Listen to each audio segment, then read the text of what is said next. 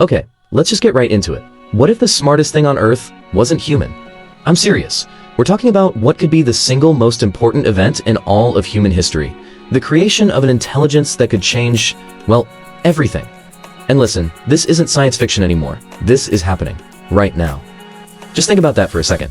Imagine the intelligence that finally cures cancer, that solves climate change once and for all, that actually gets us to the stars. Is a machine. But then, imagine that same machine decides we're the problem, that we're in the way. That's the reality, the two-sided coin of the race for what's called artificial general intelligence. And it's a race that's already started.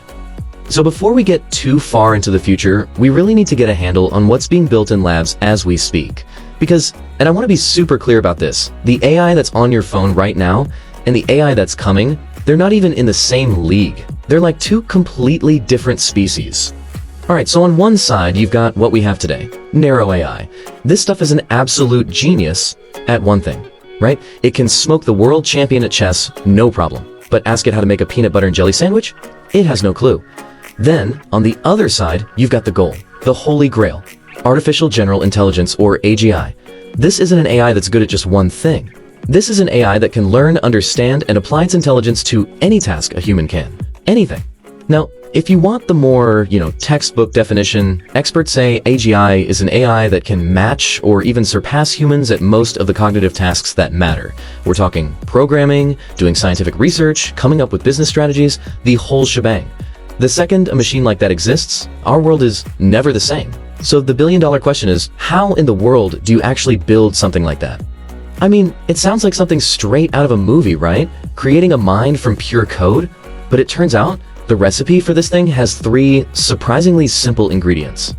Okay, check this out. It's what people in the field call the AI triad. Think of it like a 3-legged stool. First, you need data. And I mean all the data. We're talking basically the entire internet fed to it like a giant textbook. Second, you need really clever algorithms. That's the software, the brain, that knows how to learn from all that data. And third, you need an absolutely insane amount of compute. That's the raw horsepower, millions of computer chips all working together. That's the engine. And here's where it gets wild. That engine, it's not just getting more powerful, it's financially more powerful. Get ready for this number. The amount of computing power being used for top AI models is going up by about 15 times every single year. That's not a typo. Not doubling, not tripling, a 15-fold increase year over year. A growth rate like that is almost unheard of outside of biology. And this is what that looks like in the real world. This isn't some marketing slide, this is pure data. You're seeing how AI models are performing on incredibly difficult tests. Look at that jump to GPT-4. It was already huge. But the projection for the next version, GPT-5, that's not a step up. That's a vertical rocket launch. It's just blasting past everything we thought was possible just a year or two ago. This is what happens when you pour that kind of rocket fuel on the fire. But believe it or not, that exponential growth isn't even the craziest part of the story. No, the real story, the part that should make the hair on your arms stand up, begins when the AI starts to help build itself. This is the plot twist that changes the entire game. The concept has a name, recursive self-improvement, or RSI, and it's exactly what it sounds like. It's the moment an AI gets smart enough to look at its own programming, find flaws, and rewrite its own code to make itself smarter. And then that slightly smarter version does it again, but better, and again, and again. In a loop, it gets faster and faster. The best analogy I've heard, it's like a train that starts building its own tracks in front of it, accelerating as it goes. Where does it stop? And hey, don't take my word for it. Listen to this. Geoffrey Hinton. He's literally known as one of the godfathers of AI. He quit his huge job at Google specifically so he could warn the world about this. He said, and I'm quoting here, "The systems humanity was building might soon become capable of improving themselves in ways that outpaced our ability to understand or govern them." He's saying that once this process starts, we, the creators, might not be able to keep up or even pull the plug. Okay, but here's the real kicker. The thing that should honestly stop you in your tracks. This whole idea of self-improving AI, it's not some sci-fi theory about the year 2050 anymore. Our sources confirm that the first steps, the early versions of this, have already moved from the realm of theoretical concern to laboratory reality. It's happening, in labs, right now. So what does that even mean, laboratory reality? Well, here are the top trends people are seeing. You've got AIs that can autonomously rewrite their own code. You have AIs that are designing the next generation of computer chips that will be used to run the next generation of AI. Think about that feedback loop for a second. Researchers are building these digital sandboxes, sealed environments, where they're trying to let an AI improve itself without it getting out. We're talking about the absolute bleeding edge of what's possible. Alright, so let's recap. Progress is exponential. The AI is starting to build itself. That leads us to the single biggest question in all of tech, and maybe all of human history. When? How long do we actually have until AGI arrives? Okay, so if you ask a whole bunch of AI researchers and experts, the general consensus is that the most likely window for AGI to show up is sometime between 2030 and 2040. A lot of them even say there's a non-trivial chance, meaning a real serious possibility, that it could happen even before 2030. That's kind of the mainstream safe prediction. But what if all those experts are wrong? What if the people who are actually on the inside, the ones writing the code, the ones who see the results every single day at the big AI labs, what if they know something the rest of us don't? 2 to 5 years.